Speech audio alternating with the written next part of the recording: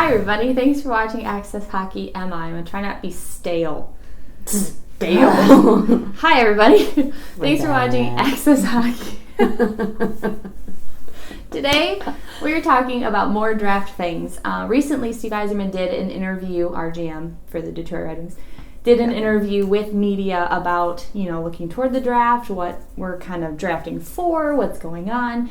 So that's what we're going to go over today, kind of what he said, our thoughts on it, agree, disagree, that kind of thing. First, we want to say congrats to St. Louis for winning their first ever Stanley Cup. That's super exciting.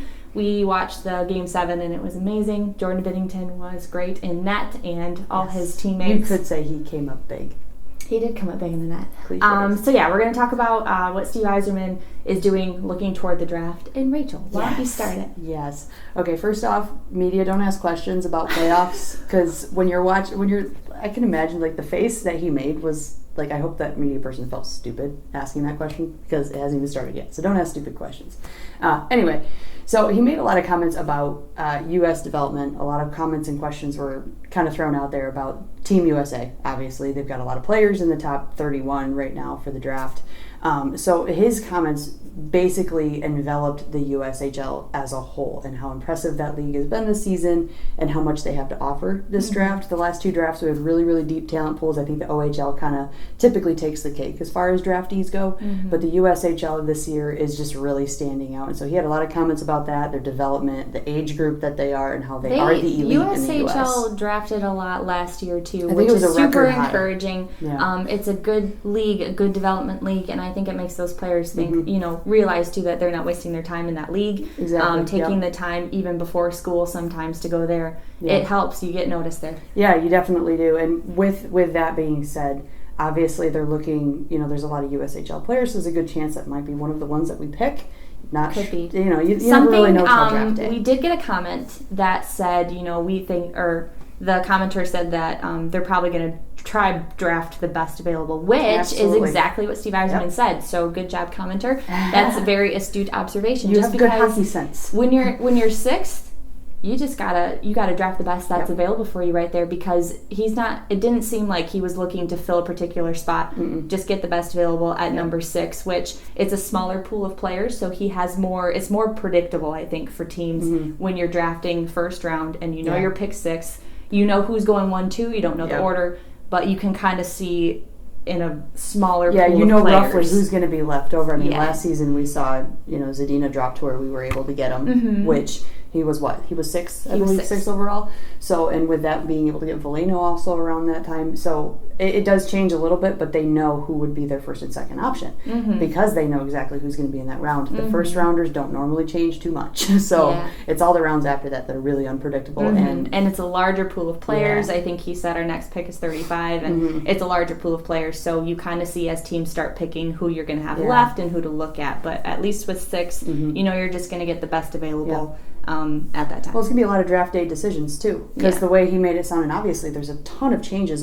Drafts, you're trading picks, you're trading players on draft day, so you can't, it's not like they have this list of 10 guys who are like, we are going to get these guys. It just doesn't work like that. So he's a smart person, and he was extremely vague when answering a lot of questions because you can't make definitive choices. He's also relying a lot on the scouting, of course, because they're paid to be the scouts, and they're doing their job well.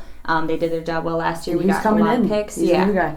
Yeah. So another thing that we were encouraged to hear is that to fill roster spots that we have that are empty right now, usually teams go to free agency, that kind of thing. He is looking first to the development that we've got, what sounds like in Grand Rapids and our pools elsewhere, to fill those spots. So those draftees that we got, players that have been in Grand Rapids, looking there before going to free agency. So that's encouraging to us, watching the development. Yeah, exactly, because we're, I think, both strong proponents of the fact that a lot of times teams put these guys in development and then it seems like they forget about them. Yeah, it doesn't and it's nice to hear from the GM's mouth that, no, we're looking at these guys first because they're already in an organization, they already know the culture of the team. But he also said he's making it more competitive, where these young guys, he's hoping that they encourage each other. He was hesitant to say they're fighting for jobs, But essentially, that's what it comes down to. Everybody's earning their roster spot this season, including the young guns. And I mean, it's awesome to hear that, because these guys we've watched, we know they're awesome. We've seen their development. Yeah. He, too, has eyes on them and wants to move them up in the ranks. That's the goal. Yeah, and then after looking at what we've got, then free agency. But it's a very tight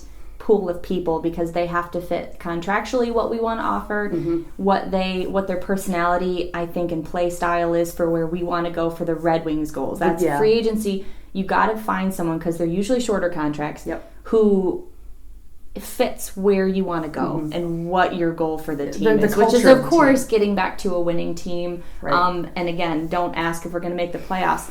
They don't know that right now, okay? No. And I don't think anyone knows that until you're closer to I mean, come on. Take St. Louis. They were last in the NHL in January. Everyone knows this stat by now. And they win the cup. So it's like you don't know what's going to happen.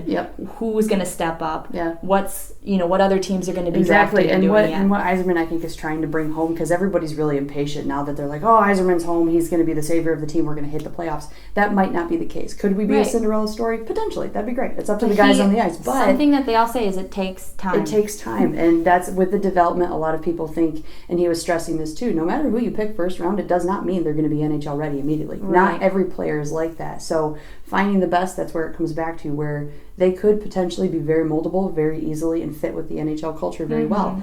But we also have a ton of guys. He mentioned Philip Roenick, who was outstanding when he was with Detroit. And in the Worlds. And in the Worlds. So he mentioned guys like that, where it sounds like if they work hard enough and they have a good offseason, they got I could see Roenick fitting in with the defenseman, because he's that offensive defenseman that I think we need going forward. And he's one of those guys that is going to be good. Another thing he did say is there's a very good chance that Oliver Kasky will be an NHL spot, considering how he did at Worlds. I believe he was an acquisition that was for immediate. It wasn't for let's get him and develop him. It was a for immediate spot, which is another great offensive defenseman. And after the draft, free agency obviously is going to change a lot of things, but it sounds like we've done a good job as a team over the last couple seasons drafting well. So we've got good pieces. It's just figuring out where those fit. And I think Yzerman, the way he answers questions, obviously he doesn't have the answers, and even if he does, he doesn't want to give media too much of a foothold, because then they'll read into everything. But he's open to change. He's open to potentially reviewing the front office. Okay, can we do anything better there? He's not necessarily making cuts or anything like that, but he wants the team to be successful long term and is willing to make the moves to do that. Let's everybody just remember it takes time. Time. Because I think that's what's going to be most important. And he even mentioned St. Louis.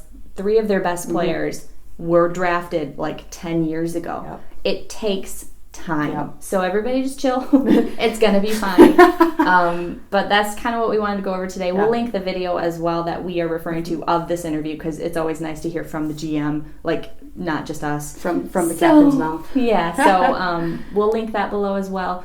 And let us know what you think of this one. What do you think of the draft coming up? It's so soon. It's so close. Get excited. I'm excited. 3 more days, guys. We're really excited to see some of the Lumberjacks, get drafted this year too, which is going to be super fun to watch. They will.